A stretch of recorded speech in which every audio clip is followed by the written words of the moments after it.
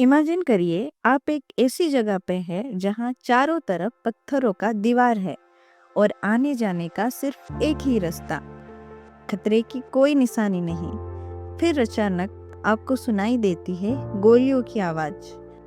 क्या करोगे आप? सन 1919 फर्स्ट वर्ल्ड वॉर खत्म हो चुका था। भारत ने साथ दिया था अंग्रेजों का और मित्र शक्ति के साथ रहकर लड़ा था। इस वॉर के खत्म हो जाने के बाद गांधी जी और भारतीय जनता को लगा था कि अब अंग्रेज सरकार हमारी बात को सुनेंगे, शायद आजादी की उम्मीद भी पूरी हो जाए।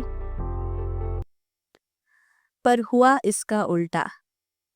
अंग्रेजों ने लाया एक नया कानून, द रावलात एक्ट। इस कानून के तहत किसी भी भारतीय को बिना कोई सबूत और मुकदमे के जेल में लंबे समय के लिए डाला जा सकता था।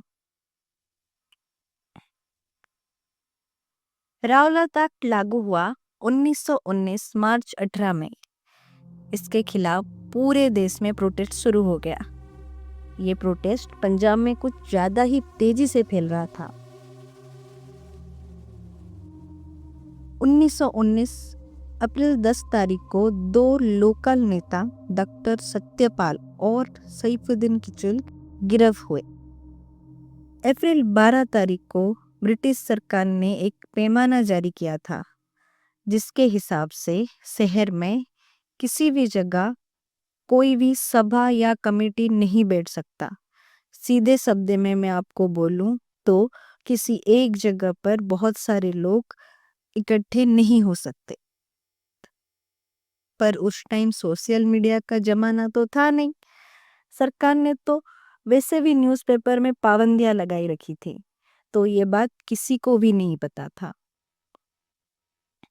1919 अप्रैल 13 तारीख, बैसाखी का दिन। अमृतसर के जालियानवाला बाग में इकट्ठे हुए थे बहुत सारे लोग। बच्चे, बूढ़े, महिलाएं सभी थे उनमें। इनकी यहाँ आने की 3 वजह थी।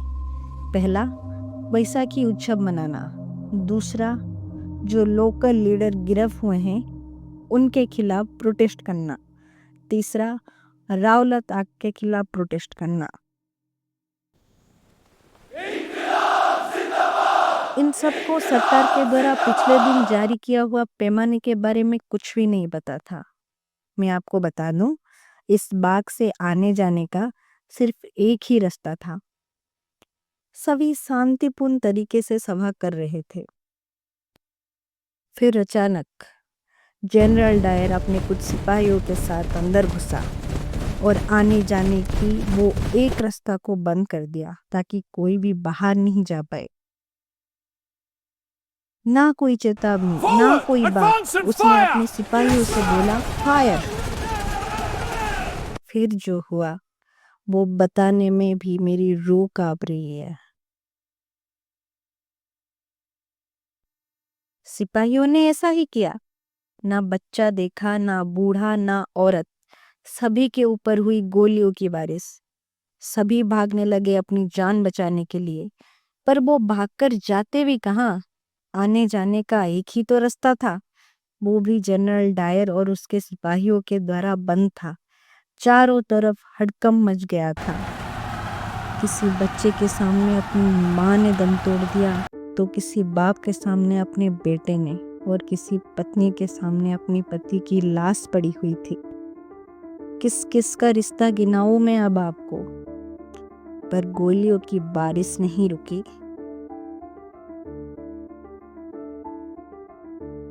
कुछ समय के बाद गोलियां बरसना बंद हुआ। चारों तरफ छाया सन्नाटा। खून में सनी मिट्टी, बिखरे हुए जूते। फिर उस सन्नाटे को चीरते हुए आई आवाज उन कुछ निर्दोष लोगों का जो अभी भी इस भयानक मंजर से बचे हुए थे। कोई चिल्ला रहा था अपने गोली लगने के दर्द से, तो कोई अपनों की मौत पे रो रहा था, तो कोई अपनों को ढूंढ रहा था उस लाशों के ढेर में। क्या कहूँ मैं अब आपको। ये घटना पूरे भारत को हिला कर रख दिया था। सरकार ने इस घटने के जांच के लिए एक कमेटी बुलाया था जिसका नाम था हंटर कमेटी। इनके मुताबिक करीब करीब 379 का डेथ हुआ था और 1200 घायल हुए थे, पर हकीकत में यह नंबर बहुत ज़्यादा थी। जनरल डायर को सजा तो छोड़ो, बल्कि इंग्लैंड में उनको एक हीरो की तरह दिखा गया और उनको रिवार्ड भी मिला था।